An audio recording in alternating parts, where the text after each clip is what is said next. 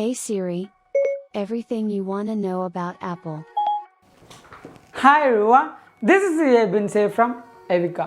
നമ്മുടെ ഇന്നത്തെ വീഡിയോയിൽ നമ്മൾ സംസാരിക്കാൻ പോകുന്നത് എൻ്റെ എല്ലാ വീഡിയോയിലും ഞാൻ പറയാറുണ്ട് ആപ്പിൾ പ്രോഡക്റ്റ് അങ്ങനെയായിരുന്നു ഇങ്ങനെയായിരുന്നു ചക്കയാണ് മാങ്ങയാണെന്നൊക്കെ. പക്ഷേ ഇന്നത്തെ വീഡിയോയിൽ നമ്മൾ സംസാരിക്കാൻ പോകുന്നത് ആപ്പിൾ പ്രോഡക്റ്റിൻ്റെ ഡിസൈനിൽ വരുന്ന 4 മേജർ ഫോൾസ് ഡിസൈനുകളെ പറ്റിയാണ്.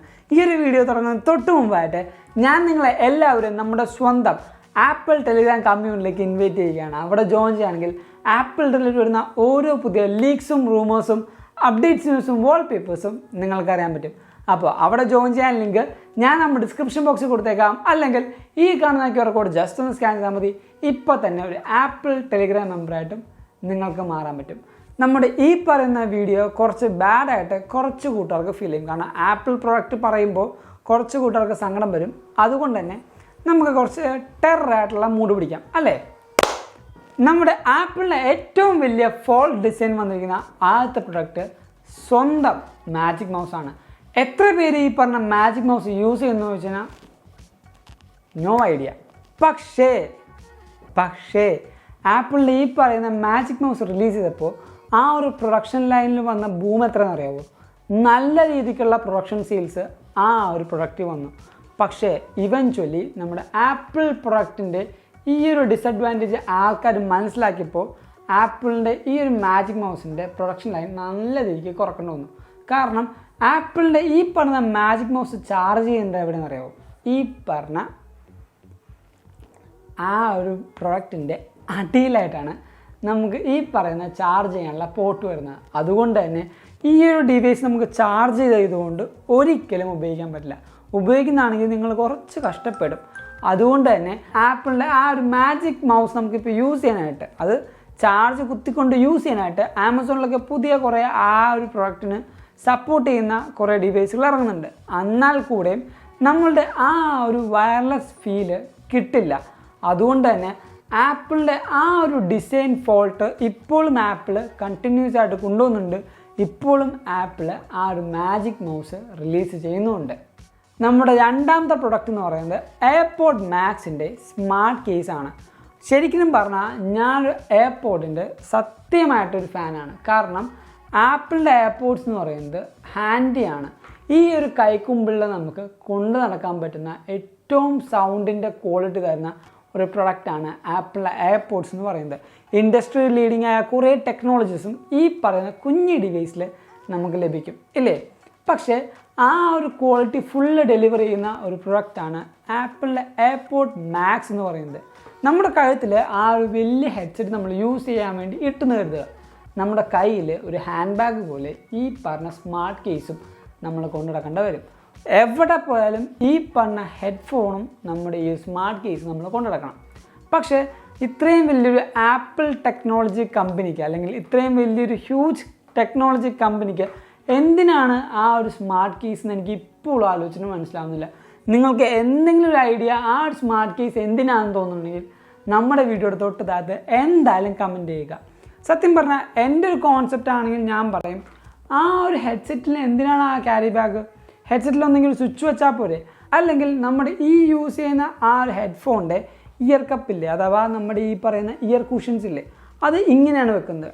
ആ ഒരു ഇയർ കുഷൻസ് നമ്മൾ തിരിച്ച് വെച്ച് കഴിഞ്ഞാൽ ഓട്ടോമാറ്റിക്കലി ഓഫ് ആവും. അത് തിരിച്ച് നമ്മുടെ ഹെഡ്ഫോൺസ് നമ്മൾ ചവിട്ടി വെക്കുമ്പോൾ ഓൺ ആവും എന്നൊരു ടെക്നോളജി ആപ്പിൽ ഇൻട്രൊഡ്യൂസ് ചെയ്താലും കാര്യം കഴിഞ്ഞില്ലേ.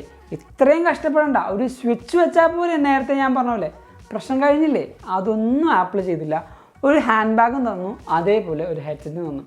അത് നല്ല അടിപൊളിയായിട്ടുള്ള യൂസ്ലെസ് ആയിട്ടുള്ള ഒരു ഡിസൈൻ കോൺസെപ്റ്റാണ്. നമ്മുടെ മൂന്നാമത്തെ പ്രൊഡക്റ്റ് എന്ന് പറയുന്നത് ആപ്പിളിൻ്റെ ഫസ്റ്റ് ജനറേഷൻ പെൻസിലാണ്. ഈ ഒരു ഫസ്റ്റ് ജനറേഷൻ്റെ പെൻസിൽ വരുന്നത് ഒരു ലൈറ്റ്നിങ് പിന്നാണ്. ആ ലൈറ്റ്നിങ് പിന്ന് എവിടെ വരുന്നത്? ആ ഒരു പെൻസിലിൻ്റെ തലയുടെ പൊക്കത്ത്. ഈ ഒരു സാധനം എവിടെ കുത്തണം? ഒന്നെങ്കിൽ നമ്മുടെ ഐപാഡിൽ കുത്തണം, അല്ലെങ്കിൽ ഐഫോണിൽ കുത്തണം. പക്ഷേ ലാസ്റ്റ് ഇറങ്ങിയ ഐപാഡ് പോലും ഏത് ടൈപ്പിലാണ് വന്നത്? Type C, AKA thunderbolt. നമുക്ക് ഈ പറഞ്ഞ ആ ഒരു ഐപാഡിൽ നമ്മുടെ ഫസ്റ്റ് ജനറേഷൻ പെൻസിൽ സപ്പോർട്ട് ചെയ്യില്ല, കുത്താൻ പറ്റില്ല. അതുകൊണ്ട് തന്നെ ആപ്പിൾ എന്ത് ചെയ്തു? ഒരു പുതിയ ഡോംഗ്ലർ ഇൻട്രൊഡ്യൂസ് ചെയ്തു. പ്യുവർലി ബിസിനസ്സാണ്, നമുക്കറിയാവുന്ന കാര്യമാണ്. പക്ഷേ എന്തിനാണ് ഇപ്പോഴും ആ ഒരു first generation pencil apple promote ചെയ്യണമെന്ന് ഒരു കാരണവശാലും ആൾക്കാർക്ക് തിരിയുന്നില്ല. കാരണം ഇപ്പോൾ second generation apple pencil wireless ഉണ്ട്, മാഗ്നറ്റിക് സപ്പോർട്ട് ഉണ്ട്, എല്ലാം കൊണ്ടും ആ ഒരു സെക്കൻഡ് ജനറേഷൻ പെന്നിൻ്റെ പുതിയ വേർഷൻ ഒരു തേർഡ് ജനറേഷൻ ഇൻട്രൊഡ്യൂസ് ചെയ്താൽ മതി. പക്ഷേ അതൊന്നും ആപ്പിളിന് പറ്റില്ല. ഇപ്പോഴും ഫസ്റ്റ് ജനറേഷൻ തന്നെ കടിച്ചു തൂങ്ങിയിരുന്ന് ആ ഒരു പെൻസിൽ ചാർജ് ചെയ്യാൻ പറ്റില്ലെങ്കിലും ഒരു അഡീഷണൽ ഡോംഗ്ലർ വാങ്ങിച്ച് നിങ്ങൾ ചാർജ് ചെയ്യുന്നുള്ള മട്ടിലാണ് ആപ്പിൾ നിൽക്കുന്നത്. ഈ ഒരു ഡിസൈൻ ഇപ്പം മാറ്റാനുള്ള സമയമായി. അതുകൊണ്ട് തന്നെയാണ് ഞാൻ പറഞ്ഞത്, ഒരു വൺ ഓഫ് ദ ഫോൾസ് ഡിസൈനാണ് ആപ്പിളിൻ്റെ ഫസ്റ്റ് ജനറേഷൻ പെൻസിൽ വന്നിരിക്കുന്നത്. നമ്മുടെ 4ാമത്തെ ഡിസൈനാണ് ആപ്പിളിന് തന്നെ ഏറ്റവും വലിയ പണി കിട്ടിയതും ഏറ്റവും കൂടുതൽ കസ്റ്റമേഴ്സിന് അൺസാറ്റിസ്ഫൈഡുമായിട്ടുള്ള ഒരു ഡിസൈൻ എന്ന് പറയുന്നത്. അതാണ് ബട്ടർഫ്ലൈ കീബോർഡ്. അതാണ് ബട്ടർഫ്ലൈൻ്റെ കീബോർഡ് എന്ന് പറയുന്നത്. ഇപ്പോൾ ഈ കാണുന്ന മാക്ബുക്ക് ഒക്കെ സിസർ കീബോർഡാണ്. പക്ഷേ ഒരിടക്ക് ആപ്പിൾ ഏറ്റവും കൂടുതൽ പുഷ് ചെയ്തൊരു ഡിസൈൻ അല്ലെങ്കിൽ പുതിയൊരു കോൺസെപ്റ്റാണ് ബട്ടർഫ്ലൈ കീബോർഡ് എന്ന് പറയുന്നത്. അതായത് കീബോർഡിൻ്റെ ഉള്ളത് ഇങ്ങനെ ഇരുന്നിട്ട് ഇങ്ങനെ നമ്മൾ ആ ഒരു കീബോർഡിൽ ടൈപ്പ് ചെയ്യുമ്പോൾ ഇങ്ങനെ ഇരുന്ന് പ്രവർത്തിക്കുന്ന ഒരു ടൈപ്പ് ഒരു മെക്കാനിസമാണ് ആപ്പിളിൻ്റെ ബട്ടർഫ്ലൈ ബട്ടർഫ്ലൈ കീബോർഡിൽ ആപ്പിൾ കൊണ്ടുവന്നത്. ആ ഒരു കീബോർഡിൻ്റെ ഒരു ഇൻട്രൊഡക്ഷനിൽ ആപ്പിൾ നല്ല രീതിക്ക് പണി കിട്ടിയിട്ടുണ്ട്. കാരണം എല്ലാ കസ്റ്റമേഴ്സും അല്ലെങ്കിൽ എല്ലാ യൂസേഴ്സും ഇപ്പോൾ ആ ഒരു കീബോർഡിന് ലോ സൂട്ട് ഫയൽ ചെയ്തിരിക്കുകയാണ്. കാരണം എല്ലാ മാക്ബുക്കിലും ആ ഒരു കീബോർഡ് മുട്ടൻ പ്രശ്നവും അതേപോലെ യൂസ്ലെസ്സും ആയിക്കൊണ്ടിരിക്കുകയാണ്. ആപ്പിളിനെതിരെ കേസ് വന്നേക്കുക. ഇപ്പോൾ ആപ്പിൾ ആ ഒരു എല്ലാ കസ്റ്റമേഴ്സിനും 90 മുതൽ 360 വരെയുള്ള ഡോളേഴ്സ് ഓരോ കസ്റ്റമേഴ്സിനും അവരുടെ ആ ഒരു കേസ് അനുസരിച്ച് ആപ്പിൾ ഇപ്പോൾ ലോ സൂട്ടിനനുസരിച്ച് ഫയൽ ചെയ്തുകൊണ്ടിരിക്കുക. എന്ത് കാര്യമെന്ന് ആലോചിച്ച് നോക്കി. അവർ പുതിയ ടെക്നോളജി കൊണ്ടുവന്നതാണ്. ആ ഒരു ടെക്നോളജി നല്ലതല്ല എന്ന് മനസ്സിലാക്കിയാൽ അല്ലെങ്കിൽ ആ ഒരു ഡിസൈൻ നല്ലതല്ല എന്ന് മനസ്സിലാക്കിയാൽ അപ്പം തന്നെ അങ്ങ് സ്റ്റോപ്പ് ചെയ്താൽ മതി. അതൊന്നും സംഭവിച്ചില്ല. പിന്നെ ചറപറ മാക്ബുക്ക് പ്രോയിലൊക്കെ റിലീസ് ചെയ്ത് മാക്ബുക്ക് പ്രോയിലൊക്കെ റിലീസ് ചെയ്തപ്പോൾ എന്തായിരുന്നു പൂഷെന്ന് അറിയാമോ? പക്ഷേ മുട്ടൻ പണി കിട്ടി.